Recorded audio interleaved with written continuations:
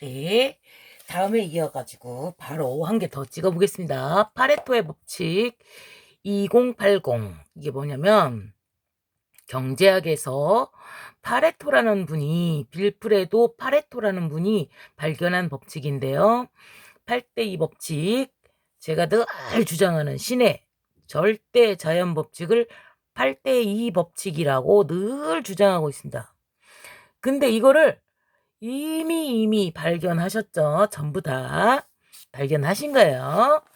이 절대 법칙은 없어지냐? 안 없어집니다. 20%의 상위 20%의 사람들이 부의 자산에서 80%의 부를 소유한다. 그림을 이렇게 그려놨는데, 그거를, 그 당시엔 이렇게 그렸나봐요. 근데 이게 더 쉽잖아, 사실. 이렇게 굳이 이렇게 할 필요가 없이. 여기 깎아놓고, 여기만 비워놓고, 여기를 다 칠하면 되잖아. 그럼 더 쉽잖아. 이게 꼭대기에 있다고 해서 이게 비싼 놈은 아니라는 얘기란 말이죠. 20%. 이게 더 쉽잖아. 근데 꼭 그림을 그렇게 그려놨더라고요. 그대로 인용을 해봤는데, 자, 이렇게 하면 더 쉽잖아요. 이렇게 이해하기가 더 쉽잖아요. 이렇게 해도 되잖아요. 자, 상위 20%가 80%의 부를 소유해버립니다. 이게 파레토의 경제학 법칙입니다. 이게 어디에나 적용됩니다. 그리고 산소와 질소, 아까 말씀드렸던 경제학 법칙, 경제 그 구조에서 이게 산소 농도도 맞다. 이게 자 보세요. 산소가 아까 그 전 시간에 공부했던 부자의 20%, 상위 20%가 18.255 뭐 %였었잖아요. 산소의 농도가 20%입니다. 19점 몇몇몇몇 %고요. 얘가 80%라고 그래요. 그냥 간단하게 말해서. 근데 막 78%인가 9%인가 기다 그러죠.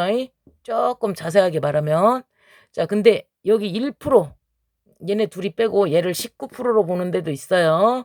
자, 그러면 맞아요. 그것도 어떻게 해도 다 맞아. 그냥 대충 올린 것이 퍼센트니까. 자, 1%, 0.1% 막 이렇게 차지하는 애들이 있어요. 아르곤, 이산화탄소, 네온, 오존, 뭐 기타 등등등등등 하고 거기에 들어간단 말이에요. 그죠? 1%가 있단 말이에요. 근데 이 구조인데, 자, 이제 어떻게 하려고 하냐면 부자들이 왜 이 구성을 정확하게 알 수가 있냐면, 자, 여기를 보세요. 자산 분포 그래프가 아까는 그냥 이렇게 더 많이 나누어서 했죠. 그지만 2억, 4억, 6억, 8억, 10억 이렇게 놓고, 자, 퍼센트로 인구 퍼센트로 이렇게 나누면 20%, 40%, 60%, 80%, 100%가 있단 말이에요. 자, 그러면은 자, 20%가 거의 대부분의 자산을 다 차지하고 있어요. 여기에 있는 80%는 1억 미만이야. 1억 미만이 80%는 대부분 이만큼이란 말이에요. 근데 이 법칙을 또다시 적용을 하면 8대2 이 법칙이 맞는데, 그거를 뒤집어서 다시 500만 가구를 또 포획하겠다라고 마음을 먹어버리면 어떤 일이 벌어지냐면, 부자가 자, 상위 20%에서 이제 또 사냥이 시작되면 어떤 일이 일어나냐면, 자, 상위 20대 8대2로 또 나눠줘야 되잖아요. 그러면은 2는 4대 8대2가 아니고 8대2 법칙 2대8, 2대8로 또 갈라져야 되면 상위 20%에서 어떤 일이 일어나냐면 2는 4대 16으로 갈립니다. 4대 16으로 갈리면 이 16을 다시 떨어낼 수가 있는 거죠. 이 밑으로. 그러면 그래프가 더 바닥으로 부딪히는 그 현상이 일어나는 거죠. 이렇게 옛날에 정상 그래프가 이거예요. 근데 정생 그래프가 아니고 이제 이 부자들이 파워를 모두 다 갖고 있으니까 이 부자 4%의 부자들이 4대 96이죠. 4대 96이 돼버린단 말이에요.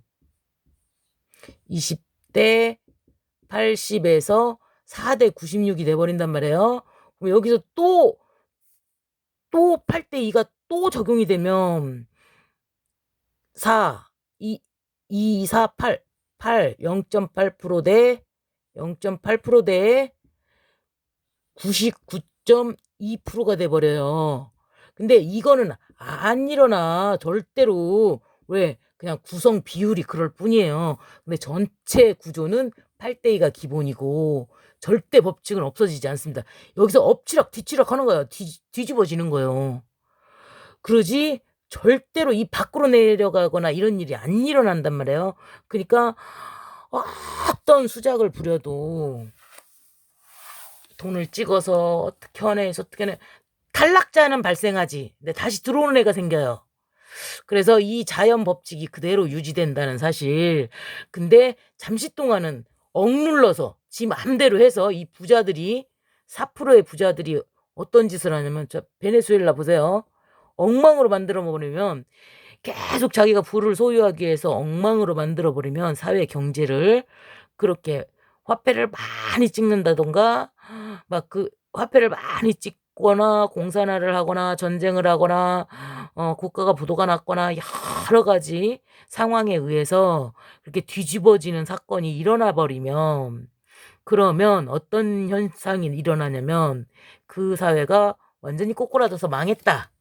다음 판을 완전히 뒤집어 버리는 현상이 일어나요. 부자가 부를 더 많이 소유하려고 하면 이 20%의 비율을 유지해주지 않으면 어떤 일이 일어나냐면 베네수엘라가 부자들의 비율이 4에서 6%, 4에서 7% 정도 된다고 그래요. 그리고 가난한 자의 숫자가 96 정도 된다고 그래요. 94에서 90, 93에서 96% 정도 된다고 그러죠. 빈민층. 완전히 빈민층과 완전히 부자층이 갈려버린 거예요. 이게 8대 2 법칙이 한 번 더 일어난 거예요. 어떤 거에 의해서? 석유를 팔지 마라. 베네수엘라는 개발하지 마. 석유 개발하지 말고 카메라 놨더라. 그러니까 이게 안 된단 말이에요. 돈을 화폐를 너무 많이 찍어버렸단 말이에요. 경제를 포퓰리즘, 뭐 돈 나눠주는 식, 아니면 강압적인 공산 정치, 그래가지고 한쪽을 일방적으로 도와줘 버리는 거죠. 그리고 한쪽은 완전히 끊어버리는 거죠. 그렇게 되면 8대 2 법칙이 한 번 더 일어나기 때문에 요런 숫자가 돼버린단 말이에요. 4대 96이죠. 정확하게는 4대 96이 일어난 거예요. 이 자연 법칙이 한 번 더 일어난 거예요.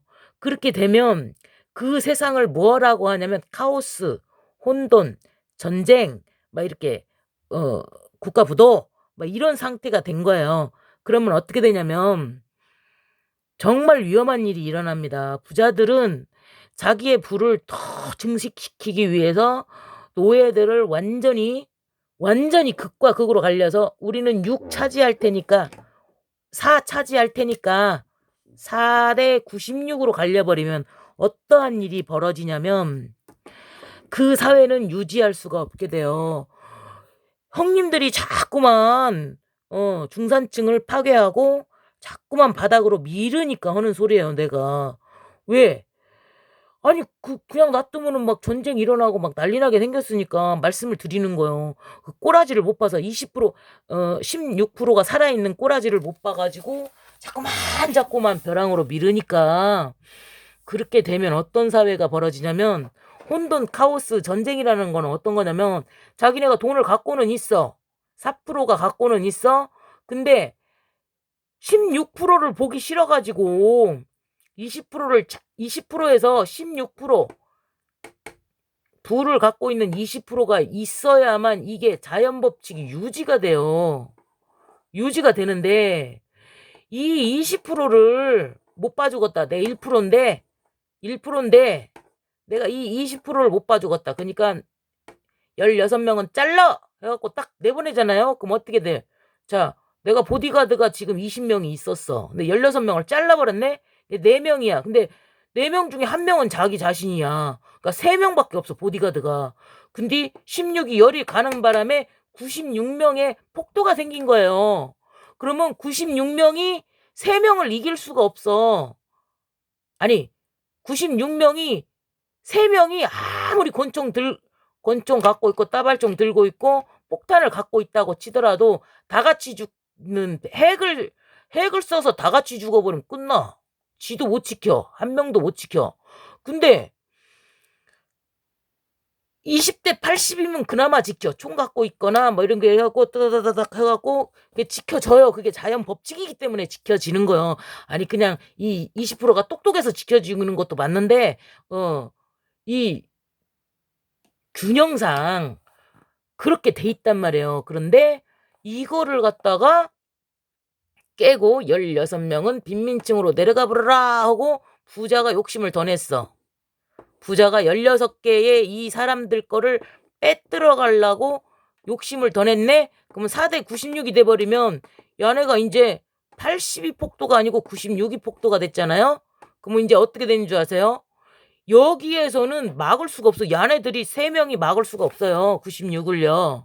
그럼 역전현상이 일어나 버려. 전쟁, 폭동, 난리가 나버려요. 여기서 여기에 있던 애들이 여기로 내려가잖아요. 그러면 야들은 원래 있었으니까 상관이 없어. 야는 내려갔단 말이에요. 그러니까 여기에서 야네들을 계몽시켜요. 계몽시켜가지고 같이 이거를 안 하면 우리가 이제 완전히 굶어 죽는다. 아니 그걸 계몽시킬 필요도 없어. 왜냐 굶어 죽는디 저놈은 저렇게 잘 사는데 우리는 굶어 죽는디? 그러면 왜 너는 땅을 이만치 갖고 있는데 이만큼을 땅을 갖고 있는데 이 많은 땅에다가 우리는 가도 못 오는데 잡아봐. 우리는 이 많은 땅을 부자 1%가 차지하고 있다고 쳐봐요. 그러면 여기서 복잡하게 96명이 살고 있었어. 96명 살고 있었어. 여긴 너무 덜러. 어떻게 돼? 침범해서 들어와 버려요. 그래갖고 이 사람은 관리도 못해. 4명이서 어떻게 관리를 합니까? 관리 못하지. 비어있어. 4명이 아무리 넓게 살아도 이만큼이야. 넓게 살아도 이만큼인데 여기는 막 그냥 진짜 막 그냥 닭장처럼 이렇게 돼 있잖아요. 그럼 여기서도 못 차지한 애들은 어떻게 되냐면 여기를 침범해 뚫고 들어와. 여기서 지 맘대로 살아. 못 찾아. 너무 넓어 이게. 너무 넓어서 못 찾아. 이렇게 크게 살간디? 이렇게 사는데 찌끔찌끔 사는데 이 넓어서 찾도 못해요. 그 대신 생활권은 얼만큼이야? 어우 사냥도 해먹고 따먹고 딸기 따먹고 뭐 따먹고 이렇게 하잖아. 부자보다 더 잘 살아. 이렇게 돼요. 이렇게 된다면 생활권은. 저 그러니까 이거 16명이 여기로 다시 침투해서 들어와. 16개가 이렇게 16개가 들어와 버린단 말이에요. 그럼 이걸 써 같이. 여기만 안 가면 돼. 여기를 안 가가니 관리를 하지. 기계로 싹 관리를 한단 말이에요. 이게 이렇게 하잖아. 다시 또 나오고 바꿔서 나와요. 이게 바꿔서 나와요. 그러니까 어차피 존재의 이유가 이 1%의 존재의 이유가 100명이 다 갖추어졌을 때 내가 1%인 거예요. 0.1%인 거예요. 0.5%인 거예요. 100명이 없어진다면 혼자다. 본인이 혼자 100%야. 안 그렇습니까? 혼자 다 해야 돼. 예를 들어서 야들을 다 죽였다. 없어. 4명만 남았어. 그러면 돈이 뭔 의미가 있어요? 땅이 뭔 의미가 있어요? 4명밖에 없는데 뭔 의미가 있어? 너 나랑 결혼할래? 했는데 우리 둘이 결혼했어. 4명밖에 안 되네? 결혼하고 딸 주고 하니까 사위 삼을 사람이 없네? 며느리 삼을 사람이 없어. 근친혼이잖아. 근친혼이 돼버려요. 유전적인 문제가 발생한다고요. 그러니까 죽이지 말고 살려줘 그냥. 그런 일이 일어나요 진짜로요. 자 뭔 말인 것 같으십니까? 뭔 말인 것 같으십니까? 자 오늘도 공부하시는 데 도움 되시기 바랍니다. 감사합니다.